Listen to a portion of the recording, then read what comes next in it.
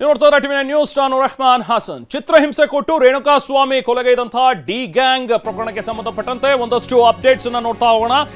ಈಗ ರೇಣುಕಾಸ್ವಾಮಿಯ ಒಂದು post ಮಾರ್ಟಂನ report ಅದರಲ್ಲಿ ಏನಿದೆ ಅನ್ನುವಂಥದ್ರ ಬಗ್ಗೆ ಒಂದಷ್ಟು ಡೀಟೇಲ್ಸ್ ಟಿವಿ ನೈನ್ಗೆ ಲಭ್ಯವಾಗಿದೆ. ನೋಡಿ, ಮರ್ಮಾಂಗಕ್ಕೆ ಗಾಯಗಳಾಗಿರೋದು ಪರೀಕ್ಷೆಯಲ್ಲಿ ದೃಢವಾಗಿದೆ. ಮರಣೋತ್ತರ ಪರೀಕ್ಷೆಯ ಪ್ರಾಥಮಿಕ ವರದಿ ಟಿವಿ ನೈನ್ಗೆ ಎಕ್ಸ್ಕ್ಲೂಸಿವ್ ಆಗಿ ಲಭ್ಯವಾಗಿದೆ. ಮರ್ಮಾಂಗಕ್ಕೆ ಕಾಲ್ನಿಂದ ಒದ್ದು ಹಿಂಸೆ ಕೊಟ್ಟಿತ್ತು ಈ ಡಿ ಗ್ಯಾಂಗ್ ಅಂತ ಹೇಳಿ ರಿಪೋರ್ಟ್ನಲ್ಲಿ ಇದೆಯಂತೆ. ರೇಣುಕಾಸ್ವಾಮಿ ದೇಹದ 16 ಕಡೆಗಳಲ್ಲಿ ಗಾಯಗಳಾಗಿವೆ. ದೇಹದಲ್ಲಿ 2-3 ಕಡೆ ಮೂಳೆ ಕೂಡ ಮುರಿದಿದೆ ಅಂತ. ರೇಣುಕಾಸ್ವಾಮಿ ದೇಹದಲ್ಲಿ ಹಲವೆಡೆ ರಕ್ತ ಹೆಪ್ಪುಗಟ್ಟಿದೆ ಅಂತ ಹೇಳಿ ವರದಿಯಲ್ಲಿ ಹೇಳ್ತಾ ಇದೆ. ಮರಣೋತ್ತರ ಪರೀಕ್ಷೆಯ ಪ್ರಾಥಮಿಕ ವರದಿ ಟಿವಿ ನೈನ್ಗೆ ಲಭ್ಯವಾಗಿದೆ. ಅದರ ಒಂದಷ್ಟು ಡೀಟೇಲ್ಸ್ ಒಂದಷ್ಟು ಮಾಹಿತಿಯನ್ನ ನಿಮ್ಮ ಮುಂದೆ ಇಡ್ತಾ ಇದ್ದೀವಿ. ನೋಡಿ, ರೇಣುಕಾಸ್ವಾಮಿ ಹತ್ಯೆ ಹೇಗಾಯ್ತು, ರೇಣುಕಾಸ್ವಾಮಿಯ ಪ್ರಾಣ ಪಕ್ಷಿ ಹೇಗೆ ಹಾರೋಯ್ತು ಅನ್ನುವಂಥದ್ರ ಬಗ್ಗೆ ಡಿಟೇಲ್ ಆಗಿ ಪೋಸ್ಟ್ ಮಾರ್ಟಮ್ ರಿಪೋರ್ಟ್ನಲ್ಲಿದೆ. ಅದಿನ್ನೂ ಕೂಡ ಲಭ್ಯವಾಗಬೇಕು, ಡಿಟೇಲ್ಡ್ ರಿಪೋರ್ಟ್ ಏನಿದೆ ಅಂತೇಳಿ. ಆದರೆ ಪ್ರಾಥಮಿಕ ವರದಿಯ ಪ್ರಕಾರ ಸುಮಾರು 16 ಭಾಗಗಳಲ್ಲಿ ರೇಣುಕಾಸ್ವಾಮಿಗೆ ಗಾಯಗಳಾಗಿದೆಯಂತೆ. ನೋಡಿ, ಅದು ಹೇಗೆ ಹೊಡೆದಿರ್ಬೋದು. 2-3 ಕಡೆ ಮೂಳೆ ಕೂಡ ಮುರಿದಿದೆಯಂತೆ. ಮೂಳೆ ಮುರಿಯೋ ಹಾಗೆ, ಮರ್ಮಾಂಗಕ್ಕೆ ಗಾಯ ಆಗೋ ಹಾಗೆ ಒದ್ದಿದ್ದಾರೆ, ಹೊಡೆದಿದ್ದಾರೆ ಅಂತ ಹೇಳಿದ್ರೆ ಇವರೆಲ್ಲರೂ ಕೂಡ ಮನುಷ್ಯರ? ಒಂದೇ ಪ್ರಶ್ನೆ. ಮನುಷ್ಯರು ವರ್ತಿಸುವ ರೀತಿನ ಒಬ್ಬ ಮನುಷ್ಯನ ಜೊತೆಗೆ ಮತ್ತೊಬ್ಬ ಮನುಷ್ಯನ ಜೊತೆಗೆ ಒಬ್ಬ ಮನುಷ್ಯ ವರ್ತಿಸುವಂಥ ರೀತಿ ಇದ? ನೀವು ಎಣ್ಣೆ ಏಟಲ್ಲಿದ್ದೀರಿ, ನೀವು ಕುಡಿದಿದ್ದೀರಿ ಅಂತ ಹೇಳಿದ್ರೆ ಹೆಂಗೆ ಬೇಕಾದರೂ ವರ್ತಿಸ್ತೀರಾ ನೀವು? ಅಥವಾ ನಿಮ್ಮ ಹತ್ರ ಅಧಿಕಾರ ಇದೆ ಅಥವಾ ಹಣ ಇದೆ ಅಂತ ಹೇಳಿದ್ರೆ ನೀವು ಹೆಂಗೆ ಬೇಕಾದ್ರೂ ದರ್ಪ ತೋರ್ತೀರಾ ಒಬ್ಬ ಅಮಾಯಕನ ಮೇಲೆ? ಆತ ತಪ್ಪು ಮಾಡಿದ್ದೇ ಆಗಿದ್ದಲ್ಲಿ ನೀವು ಬೇರೆ ರೀತಿಯಾದಂಥ ಕ್ರಮಗಳನ್ನು ಕೈಗೊಳ್ಬೋದಿತ್ತು, ಪೊಲೀಸ್ ಹತ್ರ ಹೋಗ್ಬೋದಿತ್ತು. ಅದನ್ನ ಬಿಟ್ಟು ನೀವು ಕರೆಸ್ಕೊಂಡು ನೀವು ಅವನಿಗೆ ಹಲ್ಲೆ ಮಾಡಿ ಸಾಯಿಸುವಂಥದ್ದು ನಿಮಗೆ ಯಾವನ ಅಧಿಕಾರ ಕೊಟ್ಟವನು?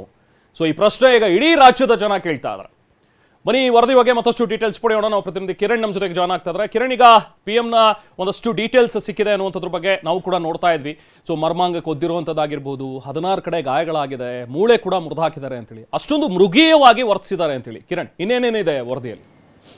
ರೆಹಮಾನ್, ಈಗ ಒಂದಷ್ಟು ಪೋಸ್ಟ್ ಮಾರ್ಟಮ್ ಮಾಡಿದಂಥ ವೈದ್ಯರು ಕೊಟ್ಟಂಥ ರಿಪೋರ್ಟಲ್ಲಿ ಕೆಲವೊಂದಷ್ಟು ಮಾಹಿತಿಗಳು ನಮಗೂ ಕೂಡ ಸಿಕ್ಕಿದೆ. ಆತ ರೇಣುಕಾಸ್ವಾಮಿ ಸಾವನ್ನು ಒಪ್ಪಿರೋದು ಮರ್ಮಾಂಗಕ್ಕೆ ಏನು ಇವರು ಹಲ್ಲೆ ಮಾಡಿದ್ರು, ಅದಕ್ಕೆ ಏನು ಒದ್ದಿದರೋ ಸಂಬಂಧಪಟ್ಟಂತೆ ಅಲ್ಲಿ ಏನು ಟೆಸ್ಟಿಕಲ್ಸ್ ಎಲ್ಲ ಕೂಡ ಡ್ಯಾಮೇಜ್ ಆಗಿದೆ. ಈಗ ಸಂಬಂಧಪಟ್ಟಂತೆ ಅಲ್ಲಿಯೇ ಕೂಡ ಬ್ಲೀಡಿಂಗ್ ಆಗಿ ಸಂಬಂಧಪಟ್ಟಂತೆ ಆತ ಸಾವನ್ನು ಒಪ್ಪಿದ್ದಾನೆ ಅನ್ನೋ ಒಂದು ವಿಚಾರವನ್ನು ಈಗ ರಿಪೋರ್ಟಲ್ಲಿ ಕೂಡ ಮೆನ್ಷನ್ ಮಾಡಿದ್ದಾರೆ. ಇದಲ್ಲದೆ ಕೂಡ ಆತನ ಮೇಲೆ ಸುಮಾರು 15-16 ಕಡೆ ಕೂಡ ಈ ಒಂದು ರಿಪೀಸ್ ಪಟ್ಟಿಲಿ ಇರ್ಬೋದು, ದೊಣ್ಣೆಲಿರ್ಬೋದು ಹೊಡೆದಿರುವಂಥದ್ದು, ಜೊತೆಗೆ 2-3 ಕಡೆ ಮೂಳೆ ಕೂಡ ಮುರಿದೋಗಿರೋದು, ಕೆಲವೊಂದು ಭಾಗದಲ್ಲಿ ರಕ್ತ ಎಪ್ಕೊಟ್ಟಿರುವಂಥದ್ದು ಈ ಒಂದು ಸಾವಿಗೆ ಕಾರಣ ಅನ್ನೋದನ್ನು ಕೂಡ ಅವರು ಮೆನ್ಷನ್ ಮಾಡಿದ್ದಾರೆ. ಇನ್ನು ಉಳಿದಂತೆ ಈಗಾಗಲೇ ಸಂಬಂಧಪಟ್ಟಂತೆ, ಯಾಕೆಂದರೆ ಅವತ್ತಿನ ದಿನ ಅಂದರೆ ಶನಿವಾರ ಸುಮಾರು 11:15ಗೆ ಬೆಳಗ್ಗೆ ಹೊಡೆಯೋಕ್ಕೆ ಶುರು ಮಾಡಿದ್ದು, ರಾತ್ರಿ ಆತ ಸಂಜೆ ಸಾವನ್ನಪ್ಪಿದ್ದು 6:15ವರೆಗೂ. ಅಂದರೆ ಅಷ್ಟು ಗಂಟೆಗಳ ಕಾಲ ನಿರಂತರವಾಗಿ ಆತನ ಮೇಲೆ ಒಬ್ಬರಾದ ಮೇಲೆ ಹೊಡೆದಿದ್ದಾರೆ.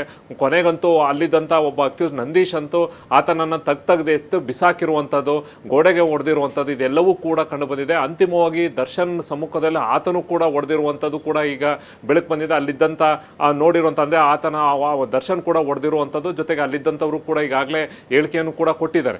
ಒಟ್ಟಾರೆ ಈಗ ಸಂಬಂಧಪಟ್ಟಂತೆ ಈಗ ರಿಪೋರ್ಟಲ್ಲಿ ಏನೇನು ಈಗ ವಿಕ್ಟೋರಿಯಾ ಹಾಸ್ಪಿಟ್ಲು ಅಲ್ಲಿ ಏನು ಈ ಒಂದು ಮಾರ್ಚರಿ ಈ ಒಂದು ಪೋಸ್ಟ್ ಮಾರ್ಟಮ್ ಆಯಿತು, ಅಲ್ಲಿಯ ವೈದ್ಯರು ಕೊಟ್ಟಿರುವಂಥದ್ದು ಈ ಒಂದು ಕಾರಣಗಳಿಂದ ರೇಣುಕಾಸ್ವಾಮಿ ಸಾವನ್ನು ಒಪ್ಪಿದ್ದಾರೆ ಅಂತ ಹೇಳಿದ್ದಾರೆ. ಇನ್ನೂ ಕೆಲವೊಂದಷ್ಟು ರಿಪೋರ್ಟ್ಗಳು ಅಂದರೆ ಅಡಿಷನಲ್ ಕೆಲವೊಂದಷ್ಟು ರಿಪೋರ್ಟ್ಗಳು ಅವ್ರಿಗೂ ಕೂಡ ಬರಬೇಕಾಗುತ್ತೆ. ಅವನ್ನೆಲ್ಲವೂ ಕೂಡ ಇನ್ನೂ ಒಂದು 15-20 ದಿನ ಆಗೋಗ್ಬಿಡುತ್ತೆ.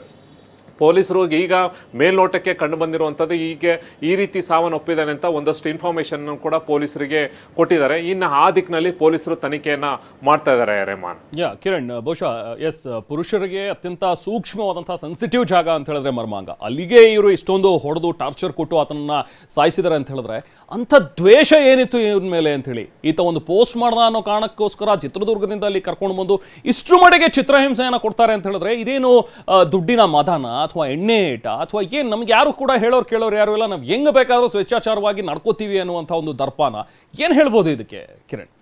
ರೆಹಮಾನ್, ನೀವು ಹೇಳಿದ್ರೆ ಮುಂಚೆನೆ ಈ ಒಂದು ಕಾಮೆಂಟ್ ಯಾವುದೇ ರೀತಿಯ ಒಂದು ಇನ್ಸ್ಟಾಗ್ರಾಮಲ್ಲಿ ಪೋಸ್ಟ್ ಮಾಡೋದು, ಫೇಸ್ಬುಕ್ಕಲ್ಲಿ ಕಾಮೆಂಟ್ ಮಾಡುವಂಥ ಈ ಥರದ್ದು ಏನೋ ಇತ್ತು ಅಂತಂದರೆ ಅದಕ್ಕೆ ಆದ ಬೇರೆ ರೀತಿಯ ಒಂದು ವ್ಯವಸ್ಥೆ ಇದೆ. ಪೊಲೀಸ್ ಠಾಣೆಯಲ್ಲಿ ಕಂಪ್ಲೇಂಟನ್ನು ಕೊಟ್ಟಿದ್ರೆ ಬಹುಶಃ ಪೊಲೀಸರು ಅವನಿಗೆ ಕರೆಸಿ ಆ ಕಾನೂನು ರೀತಿಯಲ್ಲಿ ಯಾವ ರೀತಿ ಕ್ರಮ ಕೈಗೊಳ್ತಾ ಇದ್ರು, ಅಥವಾ ಇವರೇ ಕರೆಸಿ ಅವನಿಗೆ ನೋಡಪ್ಪ ಈ ರೀತಿ ಮಾಡಬೇಡ ಅಂತ ವಾರ್ ಮಾಡಿ ಕಳಿಸ್ಬೋದಾಯ್ತು. ಆದರೆ ಇವರೇ ಮಾರಲ್ ಪೊಲೀಸ್ನಿಂದ ನಾವೇ ಈ ರೀತಿ ಯಾಕೆ ಮಾಡಿದ್ದೀವಿ ಅಂತ ಅದು ಹೇಳಿದ್ನಲ್ಲ. 11:15 6:15ವರೆಗೂ ನಿರಂತರವಾಗಿ ಒಬ್ಬರಾದ್ಮೇಲೆ ಒಬ್ಬರು ಸುಮಾರು ಈಗಾಗಲೇ ಈ ಪ್ರಕರಣದಲ್ಲಿ 17 ಜನ ಇದ್ದಾರೆ. ಮಾಡಬೇಕು. ಯಾರ್ಯಾರು ಇದಕ್ಕೆ ಹಲ್ಲೆ ಮಾಡಿದವರು ಇರ್ಬೋದು, ಕಿಡ್ನಾಪ್ ಮಾಡಿರೋದು ಇರ್ಬೋದು, ಮತ್ತೆ ಬಾಡಿ ಡಿಸ್ಪೋಸ್ ಮಾಡಿ ಇವೆಲ್ಲವೂ ಕೂಡ ಸೇರ್ಕೊಂಡು ಎಷ್ಟು ಜನ ಆ ಒಂದು ಶೆಡ್ಡಲ್ಲಿ ಹಾಕೊಂಡು ಹೊಡೆದಿರುವಂಥದ್ದು. ನೀವು ಹೇಳ್ದಂಗೆ ಮರ್ಮಾಂಗ ಪುರುಷನಿಗೆ ಬಹಳ ಇಂಪಾರ್ಟೆಂಟ್ ಆಗಿರುವಂಥದ್ದು. ಅದಕ್ಕೆ ಅವರು ಡ್ಯಾಮೇಜ್ ಮಾಡಿ ಅಲ್ಲಿ ಜಾಸ್ತಿ ಒದ್ದು ಆತನ ಸಾವಿಗೆ ಅದೇ ಕಾರಣ ಅನ್ನೋದನ್ನು ಕೂಡ ಆ ಒಂದು ರಿಪೋರ್ಟ್ನಲ್ಲಿ ಮೆನ್ಷನ್ ಮಾಡಿದ್ದಾರೆ. ಈ ಒಂದು ವಿಚಾರವಾಗಿ ಈತ ಸಾವನ್ನಪ್ಪಿದ್ದಾನೆ ಅಂತ.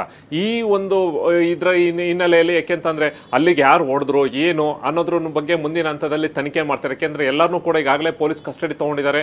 ಯಾರು ಎಲ್ಲೆಲ್ಲಿ ಹೊಡೆದ್ರು, ಯಾವ ಟೈಮಲ್ಲಿ ಯಾರ್ಯಾರ್ದು ಪಾತ್ರ ಇತ್ತು, 11:45 ಯಾರು ಕರ್ಕೊಬಂದಿದ್ದು, ಮತ್ತು ಇಲ್ಲಿಂದ ಯಾರ್ಯಾರು ಹೊಡೆದ್ರು ಅಂತವಾಗಿ ದರ್ಶನ್ ಎಷ್ಟು ಸರಿ ಹೊಡೆದ್ರು, ಜೊತೆಗೆ ಪವಿತ್ರ ಗೌಡ ಅವರು ಹೊಡೆದಿದ್ರೆ ಏನು, ಜೊತೆಗೆ ಇನ್ನು ಯಾರ್ಯಾರು ಇದಕ್ಕೆ ಸಂಬಂಧಪಟ್ಟಂಗೆ ಏನೇನು ಮಾಡಿದ್ರು ಕಂಪ್ಲೀಟಾಗಿ ಅವರು ಮೆನ್ಷನ್ ಮಾಡಬೇಕಾಗುತ್ತೆ. ಯಾಕೆಂದರೆ ಅವರ ಒಂದು ಡೈರಿಯಲ್ಲಿ ಕಂಪ್ಲೀಟಾಗಿ ಆ ಕೇಸ್ ಸ್ಟಡಿಲಿ ಎಲ್ಲವೂ ಕೂಡ ಬರಬೇಕಾಗುತ್ತೆ. ಜೊತೆಗೆ ಒಂದು ಕಡೆ ಈಗಾಗಲೇ ಪೋಸ್ಟ್ ಮಾರ್ಟಮ್ದು ಒಂದು ಅಟ್ಯಾಚ್ ಮಾಡೋಕೆ ಅದಕ್ಕೆಲ್ಲವೂ ಕೂಡ ಸೀಕ್ವೆನ್ಸಲ್ಲಿ ಮಾಡ್ಕೋತಾರೆ, ಪೊಲೀಸರು ತನಿಖಾಧಿಕಾರಿಗಳು ಮಾಡ್ಕೋತಾರೆ. ಅದರಲ್ಲಿ ಯಾವ ವಸ್ತುವಿಂದ ಹೊಡೆದ್ರು, ಜೊತೆಗೆ ಅದನ್ನೆಲ್ಲವೂ ಕೂಡ ರಿಕವರಿ ಆಗಬೇಕು. ನೆನ್ನೆಷ್ಟೇ ಸ್ಪಾಟ್ ಮಾಜರ್ ಕೂಡ ಮಾಡಿದ್ರು, ಅಲ್ಲೂ ಕೂಡ ಸ್ಪಾಟಲ್ಲಿ ಎಲ್ಲಿದ್ದ ಇವರು ಆ ಟೈಮಲ್ಲಿ ಇದ್ದ ಹೋಗಿದ್ದು ಕಂಪ್ಲೀಟ್ ರೀಕನ್ಸ್ಟ್ರಕ್ಷನ್ಸ್ ಎಲ್ಲವೂ ಕೂಡ ಆಗುತ್ತೆ. ಅದನ್ನೆಲ್ಲವೂ ಕೂಡ ಆ ರೆಕಾರ್ಡ್ಸ್ ತರಿಸಬೇಕಾಗುತ್ತೆ. ಮುಂದಿನ ಹಂತದಲ್ಲಿ ಚಾರ್ಜ್ ಶೀಟ್ ಏನು ಫೈಲ್ ಮಾಡಬೇಕು, ಆ ಟೈಮಲ್ಲೂ ಕೂಡ ಇವು ಎಲ್ಲವೂ ಕೂಡ ಸಾಕ್ಷಿಗಳು ಅಲ್ಲಿ ನೋಡಿರುವಂಥದ್ದು, ಸೆಕ್ಯೂರಿಟಿಗಳು ಇವ್ರ ವೆಹಿಕಲ್ ಬಂದಿರುವಂಥದ್ದು, ಆಮೇಲೆ ಸಿಕ್ಕಿರುವಂಥ CCTV ಫುಟೇಜ್ ಪ್ರತಿಯೊಂದು ಕೂಡ ಎವಿಡೆನ್ಸ್ ಅನ್ನು ತಗೊಂಡು ಇವರು ಮುಂದಿನ ಹಂತದಲ್ಲಿ ಚಾರ್ಜ್ ಶೀಟ್ ಅನ್ನು ಫೈಲ್ ಮಾಡಬೇಕಾದ್ರೆ ಎಲ್ಲವನ್ನೂ ಕೂಡ ಕೊಡಬೇಕಾಗುತ್ತೆ. ರೇಮಾ, ಥ್ಯಾಂಕ್ ಯು ಕಿರಣ್ ತಮ್ಮ ಡೀಟೇಲ್ಸ್ಗೆ.